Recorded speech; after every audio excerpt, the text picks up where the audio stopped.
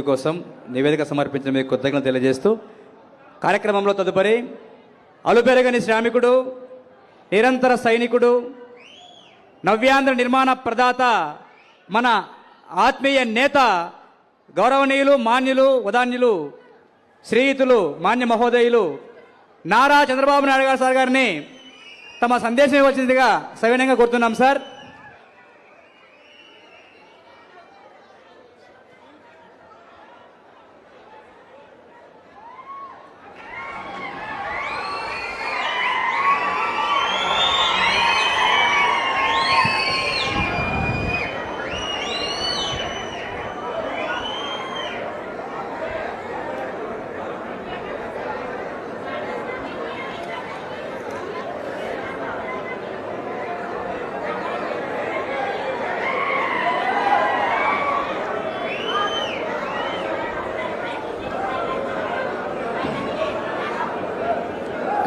చూడమ్మా, ఇన్నమ్మా, ఇన్నమ్మా, తల్లి కూర్చోమ్మా. కాదమ్మా, ఇనమ్మా, పోలీసు అరగండి, మీరు అరగండి, మీరు కూర్చోండి. పోయేటప్పుడు మీతో మాట్లాడతాను. అందరి పనులైనాక మీ పని కూడా చేస్తాం. అంతేగాని మీరంతా అడిగేది గొడవ పెట్టుకుంటే వచ్చే పరిస్థితి ఉంటుంది తల్లి. గొడవ కాకుండా సామరస్యంగా పరిష్కారం చేసుకుందాం. అందరిలో కూడా ఆలోచన రావాలి. ఈరోజు నేను ఇక్కడికి కొత్త బురుజు గ్రామానికి వచ్చినప్పుడు నాకు అఖండ స్వాగతం పలికిన సోదరి సోదరిమణులందరికీ నా నమస్కారాలు, అభినందనలు, శుభాభినందనలు.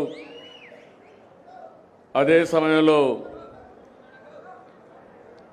స్థానిక శాసనసభ్యులు కోట్ల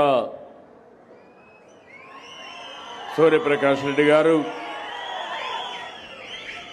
వేదిక పైనున్న పెద్దలందరికీ,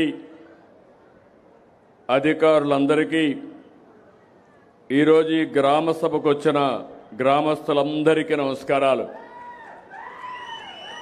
ఇప్పుడే ప్రొసీజర్ అంతా మీరు చూశారు. ఎలాబరేట్గా ఇప్పటికి అంచెలంచెలుగా ఏం చేయాలనో చేసుకుంటూ మీ పట్టాదారు పాసు పుస్తకాలు ఇచ్చాం. ఇంత ప్రయాస ఎందుకు వచ్చిందని మీరందరూ ఆలోచించుకోవాలి. ఎన్నికలప్పుడు నేను ఒక మాట చెప్పాను, మీ ఆస్తులు, మీ భూముల్ని కాపాడుతానని. ఇప్పుడే మీరు చూశారు, ఒక వ్యక్తి ఆస్తి ఆ రోజు మంత్రిగా ఉన్న వ్యక్తి ఆయన అనుమాయులకు రాసిచ్చేశాడంటే వీళ్ళు ఎంత దుర్మార్గంగా ప్రవర్తించారో ఇది ఒక ఉదాహరణ మాత్రం. ఇలాంటి ఆరోపణలు ఒకటి రెండు కాదు, చాలా వచ్చాయి. అనేక కారణాల వల్లగా మీరు ఒకసారి చూస్తే 3,40,00,000 ఎకరాలుంటే ఇందులో 1,95,000 ఎకరాలు 22A కింద పెట్టేశారు. అదే క్రోర్సే 1.95 crores. మొత్తం కలిసి 3,40,00,000 ఎకరాలు రాష్ట్రంలో ఉండే భూమి అంతా. దీంట్లో 22A కింద ఎస్టేట్ భూమనో, గవర్నమెంట్ భూమనో, ఇనాం భూమనో వేరియస్ పెట్టి 1,95,00,000 ఎకరాలు పెట్టారు. ఇంకో పక్క గవర్నమెంట్ ల్యాండ్ దీంట్లో చూస్తే 98 లక్షలు ఉంది. ఇంకా పోను 97 లక్షల ఎకరాలు దగ్గర ప్రైవేటు భూములు ఎక్కడికక్కడ ఇష్టానుసారంగా చేసే పరిస్థితికి వచ్చారు. ఇవన్నీ నేను ముఖ్యమంత్రి కాకమునుపు వచ్చినప్పుడు మీరు చూశాను. ఆనాటి పరిస్థితులన్నీ అధ్యయనం చేస్తే చాలా దుర్మార్గంగా చేశారు. ఆ రోజు చేసినప్పుడు మామూలు వ్యవహారం కాదు. ఆ రోజు వీళ్ళు చేసింది ఒక ల్యాండ్ టైటిలింగ్ యాక్ట్ అని తీసుకొచ్చారు. ల్యాండ్ టైటిలింగ్ యాక్ట్ తీసుకొచ్చి అందులో వీళ్ళ సొంత అధికారులను పెట్టుకొని ఎంఆర్ఓ ఉండడు, కలెక్టర్ ఉండడు, దీనిపైన మీరు అప్పీలు కూడా పోవడానికి వీలు లేదు. కడాన మీ భూమి మీ చేతుల్లో లేకపోయినా మీకు లేకపోయినా అడిగే దిక్కు లేకుండా చేస్తే ఇదే జిల్లాలో పాండ్యం నియోజకవర్గంలో నేను చాలా బాధపడి పట్టాదారు పాసు పుస్తకాన్ని కాల్చి ల్యాండ్ టైటిలింగ్ యాక్ట్ రద్దు చేస్తానని ఆ రోజు మీ అందరికీ హామీ ఇచ్చాను. ఆ చట్టాన్నే కాల్చాను. గవర్నమెంట్ వస్తానే నేను మొట్టమొదటిసారిగా ఆ ల్యాండ్ టైటిలింగ్ యాక్ట్ని రద్దు చేశాను.